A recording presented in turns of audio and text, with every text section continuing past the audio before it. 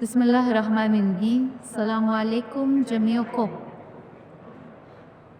In international arbitration conferences, this slot is called the graveyard slot because by now, after lunch, people have arbitration coming out of their ears, and the last thing they want to hear is arbitration. But in mysticism, this is called the 11th hour. And the 11th hour is when the mercy of God is deeper in proportion to our need and understanding being broader. So as Catherine Dixon said, the stress of Ciarb is on thought leadership. It is appropriate that we combine both the physical and the metaphysical. Ladies and gentlemen, Nasir Sahab, even before I began, has this big sheet of paper saying time's up. So my time is being counted. I will try my best to be very brief.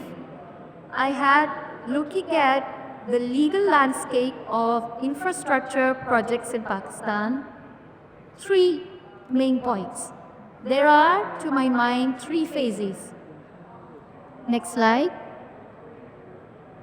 Next slide. Next slide.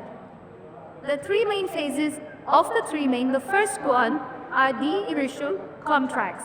These are when the transactional lawyers start making agreements. Now, this is where the problem starts, but it's not because it's being drafted by transactional lawyers. I wouldn't say that. It is because transactional lawyers are, of course, trying to affect an agreement. That is their main objective. The solution is not that it should be drafted by litigation lawyers because litigation lawyers will never agree on anything. The solution is that we have a combination of both. What happens is at the time of drafting of contracts, especially the arbitration clause, is an afterthought, as you heard earlier in the day. So the first phase is that pre-dispute phase, which is the initial contracts. What we need at the stage of transacting, at the stage of drafting the arbitration clause or the dispute resolution clause, is to stress test it. And the stress test is provided by litigation lawyers. In order to make it bulletproof, you have to go to the end before you even begin. That's phase 1. Phase 2 is that what we call, next slide, early dispute resolution. Now, in the Nasir Khan and Jared Shiraz's construction report, they have listed out very usefully many techniques used in infrastructure projects. They will vary from bilateral talks to dispute resolution boards to expert determination, early neutral evaluation. All of these techniques are various techniques to prevent a difference from maturing into a dispute. That's phase 2. In Pakistan, we have the Indus Water Treaty, and those of us who have worked on water and the Indus Water Treaty have seen how even in 1960, and at this point it is relevant to mention, as Javed Ripple Sahab mentioned, that Justice Jawad Hassan's grandfather was an engineer. He was an engineer who also was a part of the drafting of the Indus Water Treaty of 1960. In that treaty, there are 3 stages of dispute resolution. The first is the question. The question is what today we call as early dispute resolution. There is a question that arises through bilateral talks or through mediation or through political will that is resolved between the parties. The second stage is what is called a difference. That's still before the actual full-blown explosion of a dispute. And that determination is when you have experts. So in infrastructure projects, you will have that in the form of a dispute resolution board or an engineer, as we have seen in a number of cases involving the Indus Water Treaty. It is only when the question cannot be resolved as a difference. The difference cannot be resolved, that it then becomes a dispute, and it then goes to phase 3. And that phase 3 is what is called ADR, Alternative Dispute Resolution. And in this is where the real legal landscape of infrastructure projects in Pakistan begins. And this very quickly, I will also condense into 4 stages. So this phase 3 of alternative dispute resolution has 4 stages. The first stage is ADR incorporating all of these techniques of early dispute resolution, negotiation, contract formation. All of these are underpinned by laws. And the law is not just the procedural law of arbitration, it is the law of the country. So any dispute, whether it's infrastructure, energy, power, water, it will always be underpinned by the major acts, by the Contract Act, by the Specific Relief Act, by the Limitation Act. So an understanding of this underpinning of law is stage 1.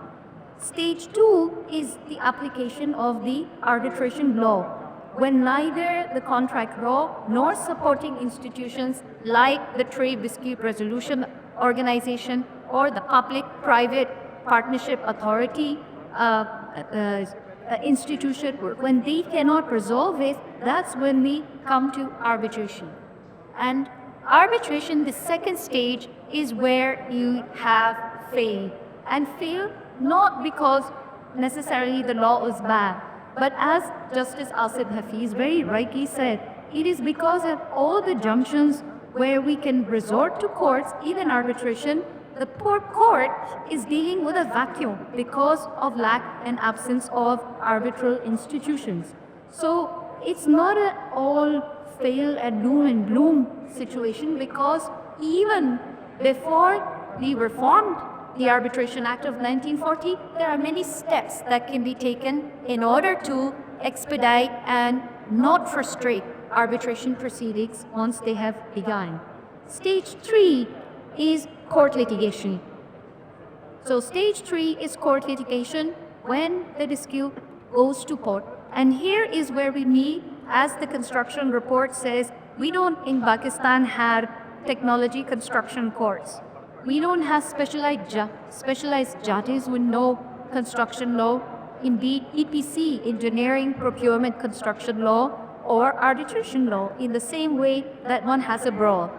We also don't have specialized lawyers. We are generalists. One day we are arbitration specialists, the next day we have to do Sharia, inheritance, and division of Muslim assets. Right. So here is where we need to focus, because the disputes that come up here are very, very practical. And sometimes they are as simple as a procedure. For example, I had a CPEC client, this is only last week, who had a arbitration award, a CPEC arbitration award in their favor. The first shock that came to them was when they asked me, how long does it take to enforce an arbitration award?